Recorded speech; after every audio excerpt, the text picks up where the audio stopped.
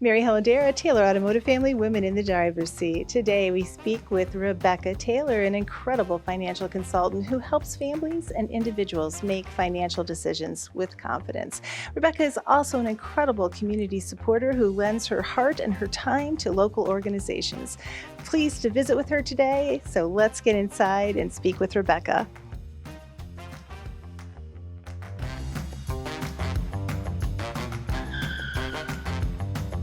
Rebecca, thank you so much for being here and being in the driver's seat. Can you share a bit about your path into the financial industry and what inspired you to become a financial consultant and what continues to motivate you? I know that's a lot to ask, but I know you're just the woman to answer. Well, first, thank you so much, Mary Helen, for having me today. This is a true honor. I graduated with my finance degree from the University of Toledo in December of 2006. And ultimately, I was looking for a corporate financial analyst position. Well, a year later, I ran into Craig Joseph. And I truly believe everything happens for a reason. He happened to be hiring here at Equity Planning Group, and that was almost 18 years ago. 18 years ago this month, probably 18 years ago this last Monday. And it truly changed my life forever. But, Craig gave me the resources, mentorship, and a true opportunity to learn how to become a successful financial advisor. And I'm forever grateful for that. But I feel like it came naturally once I got into the role because I had that finance background. Yeah. My degree was in finance. And I also have a unique ability to talk with people at their level, which I feel is unique in our industry. Absolutely. Well, in that regard, how would you describe your approach to working with clients and what values or principles guide you to help individuals and families make financial decisions? Mm-hmm. So I'd say my approach is conversational and very honest. You have to lay all of your cards on the table. I try to really listen to what our clients and prospects truly want out of this relationship. Ultimately, I try to lead with empathy, kindness, and really attention to detail because you have to listen. Otherwise, you're not going to give them anything that's going to help them going forward. Right. Finance can be very overwhelming for many people. What strategies or mindset shifts do you find most helpful in empowering your clients to take control of their financial wellness? Mm-hmm. It absolutely can be overwhelming. Even a financial advisor being my own client for myself, right? We have to remind our clients that it's a process. It's going to continue to evolve over time. It's not something that is a one and done type of plan, right? They have to know where they're at before we can help them get to where they want to go. And ultimately, where that normally starts is just with a basic budget.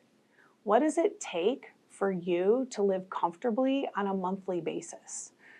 The realization is crucial because it's the basis for not only how your cash flow works now and what you can save, it's what you're going to need in retirement.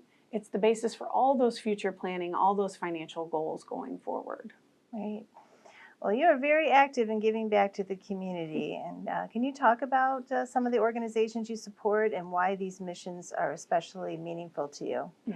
Thank you for asking. My first memory of volunteering is with a Girl Scout troop in grade school.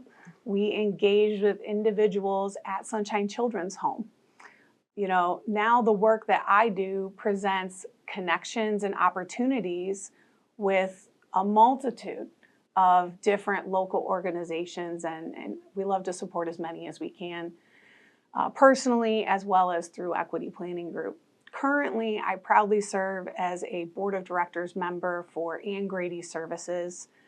Our mission is to provide dignity, respect, and quality services to individuals with intellectual disabilities and to really help them reach their full potential.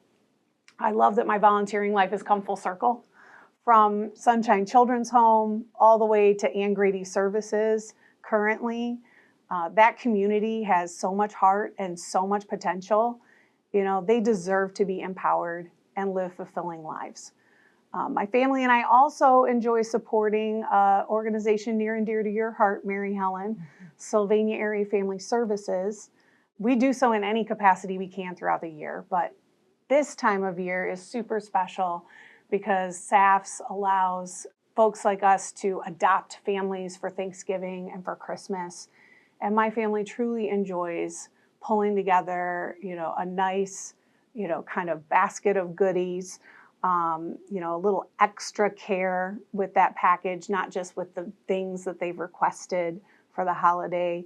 But the goal is to spread that extra cheer, but to also ensure that they can have an enjoyable holiday all together. This can be a tough time of year financially for a lot of families, and any help that we're able to bring, any cheer that we're able to spread, my family truly takes pride in doing that. That's wonderful and greatly appreciated. What is one piece of financial advice or encouragement you wish more people, especially women, would embrace when it comes to building financial security and confidence? That's a great question. When it comes down to it, you either have a saving mindset or you have a spending nature. It's beautifully put. It's inherent. I don't know that you're born with it, but you definitely grow up with it, right? And if you're a saver, you'll always be a saver.